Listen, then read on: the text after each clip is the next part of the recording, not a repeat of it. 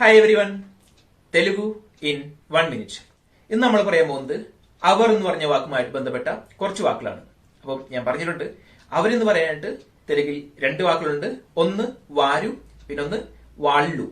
നമ്മൾ മലയാളികൾക്ക് വാരു എന്ന് പറയാനാണ് എളുപ്പം, പക്ഷേ തെലുങ്കന്മാർക്ക് വാള്ളു എന്ന് പറയാനാണ് എളുപ്പം. ഓക്കെ, ഇനി ഇവർ എന്ന് പറയാനായിട്ട് അതേപോലെ 2 വാക്കുകളുണ്ട്. ഒന്ന് വീരു, പിന്നെ ഒന്ന് വീള്ളു. നമ്മൾ മലയാളികൾക്ക് വീരു എന്ന് പറയാൻ എളുപ്പമായിരിക്കുന്ന നേരത്ത് തെലുങ്കന്മാർക്ക് വീള്ളു എന്ന് പറയാനാണ് കുറച്ചുകൂടി എളുപ്പം. ഓക്കെ, അപ്പം അവരുടെ എന്ന് പറയാനായിട്ട് ഈ 2 വാക്കുകളുണ്ട്. അതായത് വാര എന്ന് പറഞ്ഞാലും അവരുടെ എന്നാണ്, വാള്ള എന്ന് പറഞ്ഞാലും അവരുടേതാണ്.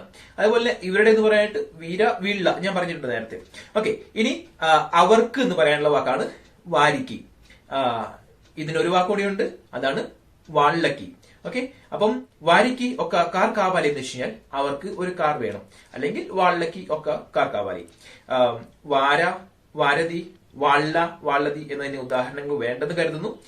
കാരണം നേരത്തെ പറഞ്ഞ പോലെ തന്നെ ആണ് കാര്യങ്ങൾ. അതായത് ഇതി വാരിതി, ഇതി വാള്ളതി എന്നൊക്കെ പറയുന്നതാണ് അതിനുള്ള ഉദാഹരണങ്ങൾ. ഓക്കെ, അത്രയും പറയുന്നുള്ളൂ. ബൈ.